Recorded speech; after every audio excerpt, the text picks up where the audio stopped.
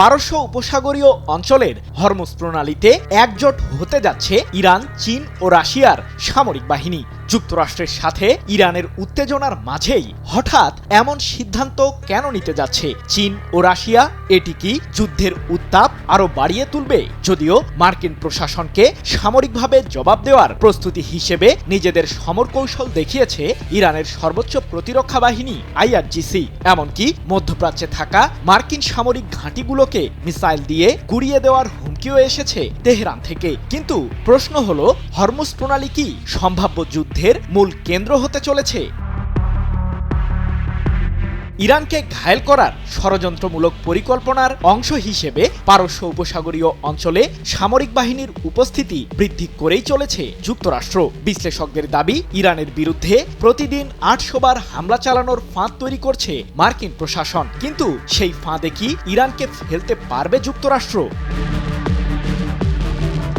Oman ও ইরানের মধ্যবর্তী অঞ্চলে অবস্থিত হরমুজ প্রণালীতে ১৬ ফেব্রুয়ারি সামরিক মহড়া চালিয়েছে IRGC, যাতে অংশ নেয় ইরানের সামরিক বহরের অত্যাধুনিক যুদ্ধজাহাজগুলো। এ সময় ব্যালিস্টিক মিসাইলের উৎক্ষেপণ দেখিয়ে যুক্তরাষ্ট্রকে এক প্রকার সতর্ক বার্তাও পাঠায় ইরান। সামরিক এই মহড়ার সময় উপস্থিত ছিলেন IRGCর commander in chief major general Mohammad Pakpour. ইরানের বিরুদ্ধে নতুন করে যুক্তরাষ্ট্র আগ্রাসন চালালে হরমুজ প্রণালী পুরোপুরি বন্ধ করে দেওয়ার হুমকি বহুদিন ধরেই দিয়ে আসছে তেহরান। এ প্রসঙ্গে IRGCর কমান্ডার আলী রেজা তাংশিরি বলেছেন, হরমুজ প্রণালী কয়েক ঘন্টার মাঝেই বন্ধ করে দেওয়ার সক্ষমতা আছে আমাদের। বিশ্বের প্রায় 1/5 তেল ও গ্যাস এই প্রণালী দিয়েই জাহাজে পরিবহন করা হয়, যার মধ্যে রয়েছে ইরানের প্রধান তেল রপ্তানি টার্মিনাল খার্গো দ্বীপ। এদিকে যুক্তরাষ্ট্র যখন ইরানকে ঘিরে একপাক্ষিক চাপ প্রয়োগ করেই চলেছে, তখন বন্ধুর ডাকে সাড়া দিয়েছে চীন ও রাশিয়া। চলতি মাসের শেষ নাগাদ ইরানের নৌবাহিনীর সাথে একযোগে হরমুজ প্রণালীর নির্দিষ্ট জলসীমায় সামরিক মহড়ায় অংশ নেবে রাশিয়া, চীন। ১৭ ফেব্রুয়ারি এক প্রতিবেদনে বিষয়টি নিশ্চিত করেছে যুক্তরাজ্য ভিত্তিক সংবাদ মাধ্যম ইরান ইন্টারন্যাশনাল। আমি ভরসা রাখি ইরন স্মার্ট ওয়াটার পিউরিফায়ারে।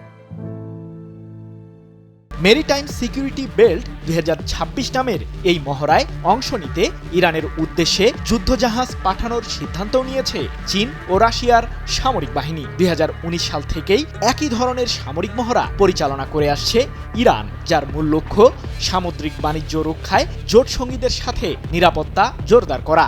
আর যৌথ এই কার্যক্রমের মধ্যে রয়েছে জলদস্যুতা বিরোধী অভিযান, অনুসন্ধান ও উদ্ধার অভিযান পরিচালনা করা। যদিও সমরবিদদের ধারণা, ইরান, চীন ও রাশিয়ার যৌথ এই সামরিক মহড়া কেবল আঞ্চলিক নিরাপত্তার বার্তাই বহন করছে না, পাশাপাশি যুক্তরাষ্ট্রকেও কঠিন চ্যালেঞ্জ জানানোর কৌশল এটি। সৃজন মাহমুদ, নিউজ 24।